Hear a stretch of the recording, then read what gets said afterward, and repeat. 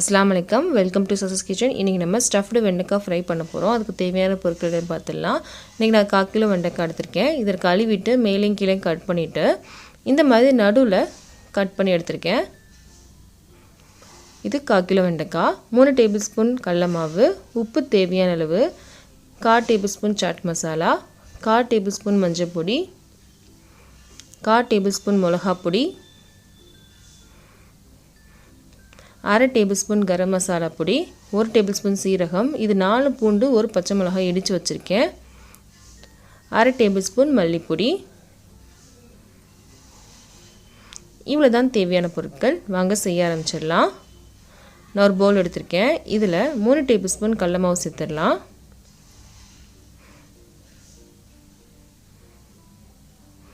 தேவையான அளவு உப்பு, சாட் மசாலா, இது இல்லைன்னா விட்டுருங்க, மஞ்சப்பொடி,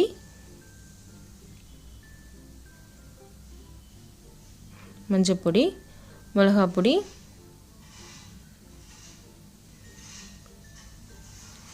கரம் மசாலா பொடி,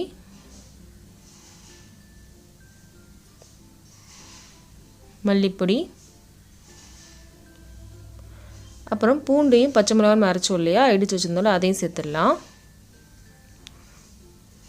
இதை தண்ணி சேர்க்காமல் நம்ம நல்லா கலந்து விடணும். தண்ணி சேர்க்கவே கூடாது.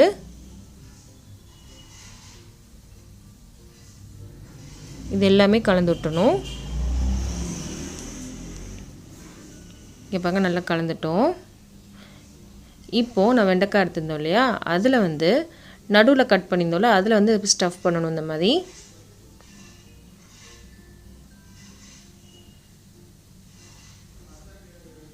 ஸ்டவ் பண்ணிவிட்டு இந்த மாதிரி ப்ரெஸ் பண்ணிடணும். எக்ஸ்ட்ராவாக தட்டி விட்டுட்டு ஒன்று ரெடி பண்ணிட்டோம். இப்போ அடுத்து செய்யலாம்.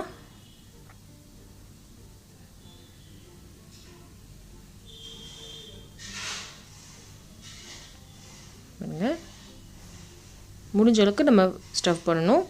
எக்ஸ்ட்ராவாக நம்ம தட்டி விட்டுணும். இப்போ எல்லாத்தையும் செஞ்சதுக்கப்புறம் பார்க்கலாம். இங்கே பாருங்கள், நான் செஞ்சு வச்சுருக்கேன். இப்போ அடுத்து என்ன செய்யணும்னு பார்க்கலாம். நான் அடுப்பில் பேன் வச்சுருக்கேன். இதில் நான் எண்ணெய் சேர்த்துக்கிறேன்.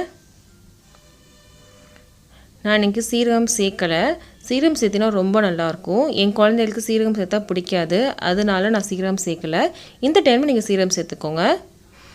எண்ணெய் கொஞ்சம் சூடானதுக்கப்புறம் சீரகம் சேர்த்துக்கோங்க. நான் இன்றைக்கி சீரகம் சேர்க்கல, ஆனால் சீரகம் சேர்த்தினா ரொம்பவே நல்லாயிருக்கும். என் வாயில் தட்டுப்படும் அப்படின்றாலும் என் குழந்தைங்க இது சாப்பிட மாட்டாங்க. சீரகம் சேர்க்கலன்னா இது சாப்பிடுவாங்க. எண்ணெய் சூடானதுக்கப்புறம் நான் வெண்டைக்காய் எடுத்து வச்சுக்கிறேன்.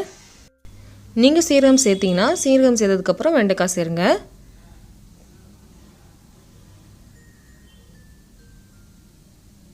அடுப்பு சிம்மில் இருக்கட்டும். நான் எல்லாத்தையும் சேர்த்துட்டேன்.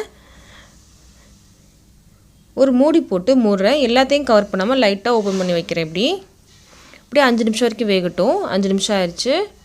இங்கே பாருங்கள், லைட்டாக வெந்திருக்கு. இப்போ திருப்பி போட்டுடலாம். 3 டேபிள் ஸ்பூன் எண்ணெயே இதுக்கு ஜாஸ்தி தான். நீங்கள் கம்மி பண்ணாலும் கம்மி பண்ணிக்கலாம். எல்லாத்தையும் திருப்பி போட்டோம். திருப்பி மூடி போட்டு ஒரு 5 நிமிஷம் வேக விடலாம்.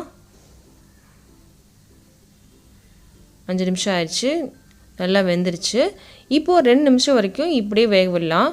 கொஞ்சம் கிறிஸ்பாகணும் இல்லையா, அதுக்காக. 2 நிமிஷம் ஆயிடுச்சு. நல்லா கிறிஸ்பாகிடுச்சு வெண்டைக்காலாம். இப்போ நான் அடுப்பு ஆஃப் பண்ணிக்கிறேன்.